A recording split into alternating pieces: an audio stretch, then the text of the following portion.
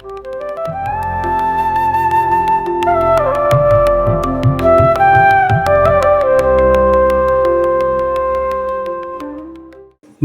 গাছ নামটা শুনে কেমন লাগছে না?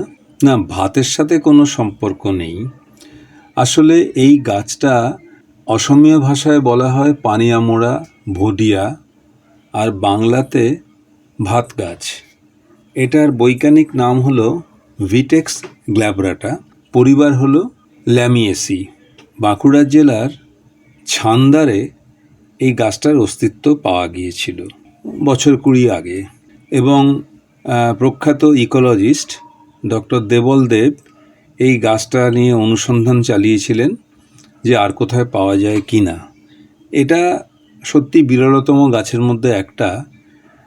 তিনি অনুসন্ধান করে দেখেছিলেন যে গোটা পশ্চিমবঙ্গেই উনি গাছটার খোঁজ পাননি বলেছেন, কিন্তু সম্প্রতি আমরা 5-7 বছর আগে ওই গাছের একটা সন্ধান পেলাম ছান্দারের কাছেই একটা ধানের জমিতে। সেই গাছটা নিয়েই আজকে আমরা কথা বলবো, ভিটেক্স গ্ল্যাব্রাটা। আমরা এখন দাঁড়িয়ে আছি বাঁকুড়া জেলার বড়জোড়া ব্লকের ছাঁদার অঞ্চলের ছাঁদার গ্রামে। এখানে যে গাছটা আপনারা দাঁড়িয়ে দেখতে পাচ্ছেন, বড় একটি গাছ, এই গাছটার নাম হচ্ছে ভাত গাছ বা ভিটেক্স গ্ল্যাব্রাটা। এককালে বলা হয়েছিল এই গাছটা এই অঞ্চলে পাওয়া যাচ্ছে না, এবং 1000 কিলোমিটার বা 1000 কিলোমিটার বা তার বেশি স্কয়ার কিলোমিটারের মধ্যে সেটা পাওয়া যাচ্ছিল না। কিন্তু দেখুন সেই গাছটি কিন্তু এখানে পাওয়া গেছে, এবং এটা যার জমিতে, ভাত গাছের যার জমিতে, তার সামনে আমরা দাঁড়িয়ে আছি, তার সঙ্গে কথা বলছি। আপনার নাম একবার বলুন। কার্তিক রায়। আচ্ছা, এই গাছটা ভাত গাছ, আপনি সেটা কিভাবে জানলেন?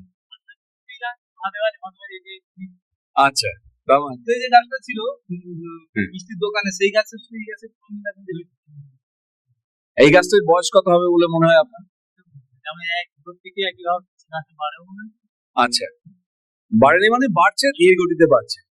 তো আমরা এত দূর থেকে এসেছি, দেখুন এই ভাত গাছের কথা শুনেই আমরা আপনাকে অনুরোধ করবো এই গাছটাকে আপনি বাঁচিয়ে রাখুন। এই গাছটা একটা বিরলতম প্রজাতির একটি বৃক্ষ। তার জন্য আমাদের যে সহযোগিতা দরকার হয় বলবেন। হ্যাঁ, যে কোনো ধরনের। ঠিক আছে।